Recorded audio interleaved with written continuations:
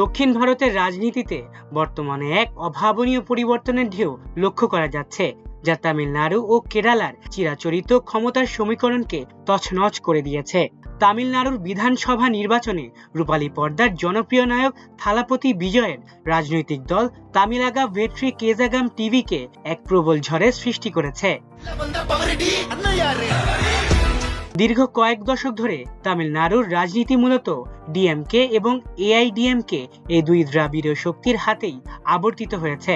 কিন্তু বিজয়ের সরাসরি রাজনীতিতে প্রবেশ এবং তার দলের অভাবনীয় উত্থান এই দ্বিমুখী লড়াইকে এক ত্রিপক্ষীয় প্রতিদ্বন্দ্বিতার রূপ দিয়েছে। বিশেষ করে রাজ্যের তরুণ ভোটার এবং প্রথমবার ভোট দেয়া ভোটারদের একটি বিশাল অংশ বিজয়ের জনমুখী ইশতিহার ও পরিবর্তনের ডাককে সাদরে গ্রহণ করেছে।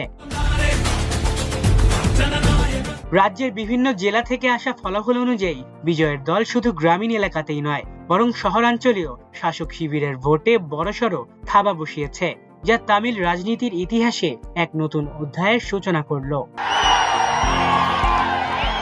অন্যদিকে কেরালায় দীর্ঘ 10 বছরের বাম শাসনের অবসান ঘটিয়ে কংগ্রেস নেতৃত্বাধীন ইডিএফ জোট নিরঙ্কুশ সংখ্যাগরিষ্ঠতার দিকে এগোচ্ছে। মোট 140টি আসনের মধ্যে ইডিএফ বর্তমানে 100টি আসনে এগিয়ে রয়েছে, যা সরকার গঠনের জন্য প্রয়োজনীয় 71টি আসনের ম্যাজিক ফিগার অনায়াসেই অতিক্রম করেছে। বিপরীতে সিপিআইএম নেতৃত্বাধীন এলডিএফ মাত্র 40টি আসনে এগিয়ে আছে। অত্যন্ত চমকপ্রদ তথ্য হলো, স্বয়ং মুখ্যমন্ত্রী পিনারাই বিজয়ন তার নিজের কেন্দ্র ধর্মদমে কংগ্রেস প্রার্থীর কাছে পিছিয়ে পড়েছেন। এছাড়া রাজ্যের 14 জন মন্ত্রীও এই মুহূর্তে হারের মুখে রয়েছেন।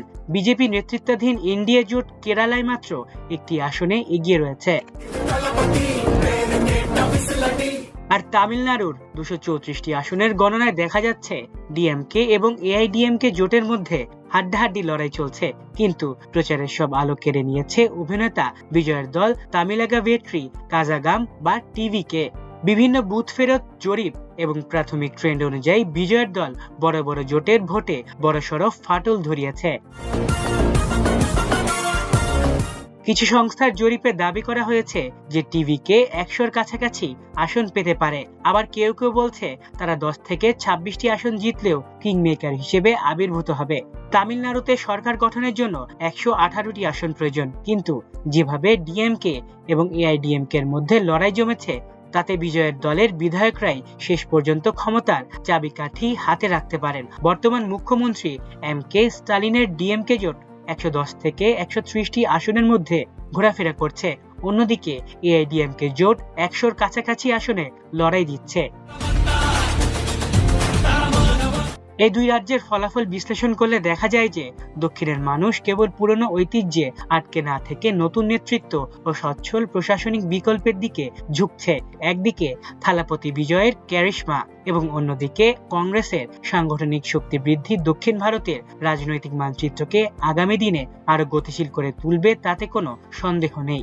এই জোড়া পরিবর্তন আগামী লোকসভা নির্বাচনের আগে জাতীয় রাজনীতিতে বিরোধী শিবিরের পালে নতুন বাতাস যোগ করল। মাল্টিমিডিয়া ডেস্ক, আমার দেশ।